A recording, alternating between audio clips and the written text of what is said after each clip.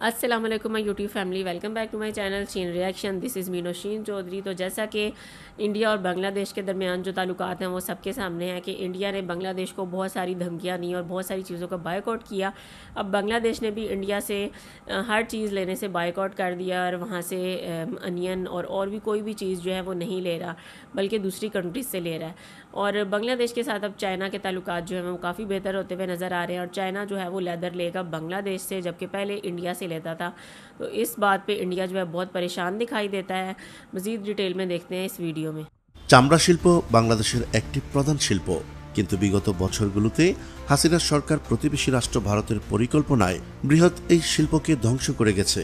তবে চামড়ার ন্যায্য মূল্য নিশ্চিত করার ব্যাপারে জোর দিয়েছে অন্তর্বর্তী সরকার। এবছর কুরবানির পশুর চামড়া আর পানির দামে কেনার সুযোগ থাকছে না। এ লক্ষ্যে কাঁচা চামড়া সংরক্ষণে সারা দেশের মসজিদ মাদ্রাসাগুলোতে বিনামূল্যে ৩০,০০০ টন লবণ প্রদান, অসাধু ট্যানারি ব্যবসায়ীদের সিন্ডিকেট ভেঙে দেওয়া এবং কাঁচা চামড়া সরাসরি রপ্তানির সুযোগ করে দেওয়া হবে। ফলে কুরবানির চামড়ার কদর বাড়বে। এবার চামড়ার দাম গত বছরের তুলনায় কতটা বাড়ালো সরকার, চামড়া শিল্প রক্ষায় কি পদক্ষেপ নিল ডক্টর ইউনূসের অন্তর্বর্তী সরকার, তা জানাবো আমাদের সহকর্মী নজরুল ইসলামের ভিডিও চিত্রে। চলুন শুরু করা যাক। বাণিজ্য মন্ত্রণালয়ের বৈঠক শেষে কুরবানির পশুর চামড়ার দাম নির্ধারণ করা হয়। ওই বৈঠকে সভাপতিত্ব করেন বাণিজ্য উপদেষ্টা শেখ বশিরউদ্দিন। সংবাদ সম্মেলনে শেখ বশিরউদ্দিন বলেন, এবছর গরুর লবণযুক্ত প্রতি পিস চামড়ার সর্বনিম্ন দাম ১,১৫০ টাকা নির্ধারণ করে দেওয়া হয়। এ দাম ঢাকায় হবে ১,৩৫০ টাকা। তবে বড় গরুর চামড়ার দাম চাহিদা ও যোগান অনুযায়ী ব্যবসায়ীরা নির্ধারণ করতে পারবে। সবাইকে তড়িঘড়ি করে চামড়া বিক্রি না করে চামড়া সংরক্ষণের আহ্বান জানিয়ে বাণিজ্য উপদেষ্টা বলেন, কুরবানির ঈদে সুষ্ঠু চামড়া ব্যবস্থাপনা ও পশু পরিবহনের সার্বিক নিরাপত্তার লক্ষ্যে বাংলাদেশ পুলিশের হেল্পলাইন 999 থেকে নিরবচ্ছিন্ন সেবা প্রদান করা হবে।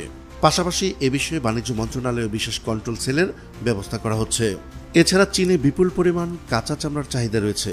এই দিকটি বিবেচনায় নিয়ে চীনে কাঁচা চামড়া রপ্তানির অনুমোদন দেওয়া হতে পারে। ব্যবসায়ীরা কাঁচা চামড়ার দাম নিশ্চিত করতে ব্যর্থ হলে চীনে যাবে কুরবানির চামড়া। ইতিমধ্যে চীনের পক্ষ থেকে কাঁচা চামড়া আমদানির ব্যাপারে আগ্রহ দেখানো হয়েছে। কুরবানির পশুর চামড়া নিয়ে অসাধু ব্যবসায়ীদের তৎপরতা বন্ধে কঠোর অবস্থানে রয়েছে বর্তমান সরকার। নির্ধারিত দামের বাইরে যারা চামড়া কেনাবেচা করবে কিংবা যারা জাতীয় সম্পদ বিনষ্টে কাজ করবে তাদের শাস্তির আওতায় আনা হবে। এই লক্ষ্যে দেশের সকল জেলা প্রশাসক এবং উপজেলা নির্বাহী কর্মকর্তাদের আগেভাগেই নির্দেশনা দেওয়া হবে। সম্প্রতি সচিবালয়ে এই সংক্রান্ত এক বৈঠক শেষে বাণিজ্য উপদেষ্টা শেখ বশিরউদ্দিন বলেন, প্রধান উপদেষ্টা ডক্টর মোহাম্মদ ইউনূস কুরবানির পশুর চামড়ার উপযুক্ত মূল্য নিশ্চিতের নির্দেশনা দিয়েছেন। প্রয়োজনে কাঁচা চামড়া রফতানির উদ্যোগ নেওয়া হবে। বিগত বছরগুলোতে কুরবানির পশুর চামড়া নিয়ে সবচেয়ে বেশি ন্যাক্কারজনক ঘটনা ঘটেছে। ক্ষমতাচ্যুত আওয়ামী লীগ সরকারের সময় ভারতকে সুবিধা দিতে অনেকটা পানির দামি ব্যবসায়ীরা কুরবানির কাঁচা চামড়া কিনে নিতেন। একই সঙ্গে সরকারি কর্মকর্তারাও সে সময় কাঁচা চামড়ার বিষয়ে উদাসীন ছিলেন। ফলে কুরবানির পশুর চামড়া বেচতে না পেরে অনেকে রাগে ক্ষোভে রাস্তায় বা ডাস্টবিনে ফেলে দিতেন জাতীয় এই সম্পদ। রপ্তানিতে একসময় চামড়াই ছিল দেশের প্রধানতম খাত। পরবর্তী ৮০ দশকে দেশের গার্মেন্ট শিল্প রপ্তানিতে শীর্ষে উঠে আসে। তবে এখনও সরকারি নীতিগত সহায়তা বাড়ানো এবং ব্যবসায়ীদের মধ্যে পেশাদারিত্ব গড়ে উঠলে চামড়া শিল্প খাতে হারানো গৌরব ফিরিয়ে আনা সম্ভব হবে বলে মনে করছেন বিশেষজ্ঞরা। প্রিয় দর্শক, আজ এই পর্যন্তই। দেখা হচ্ছে পরবর্তী ভিডিওতে। ততক্ষণ পর্যন্ত মহান আল্লাহ তাআলা সবাইকে ভালো রাখুক, সুস্থ রাখুক। আল্লাহ হাফেজ।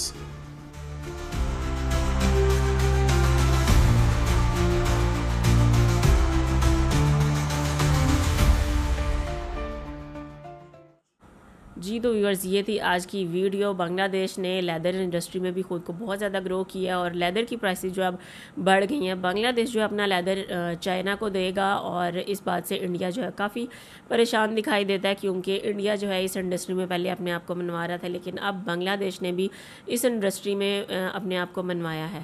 जी तो ये थी आज की वीडियो। बांग्लादेश जो है लेदर इंडस्ट्री में बहुत ज़्यादा आगे जा चुका है और अब चाइना जो है बांग्लादेश से लेदर परचेज़ करेगा और इंडिया ये न्यूज़ सुन के बहुत ज़्यादा परेशान है, क्योंकि चाइना और बांग्लादेश एक दूसरे के साथ इंपोर्ट एक्सपोर्ट बहुत ज़्यादा बढ़ा रहे हैं और जिस वजह से इंडिया को बहुत ज़्यादा नुकसान हो रहा है। बांग्लादेश ने इंडिया से चीज़ें लेना बंद कर दिया। इसी तरह से चाइना और इंडिया जो है उनकी भी आपस में नहीं बनती।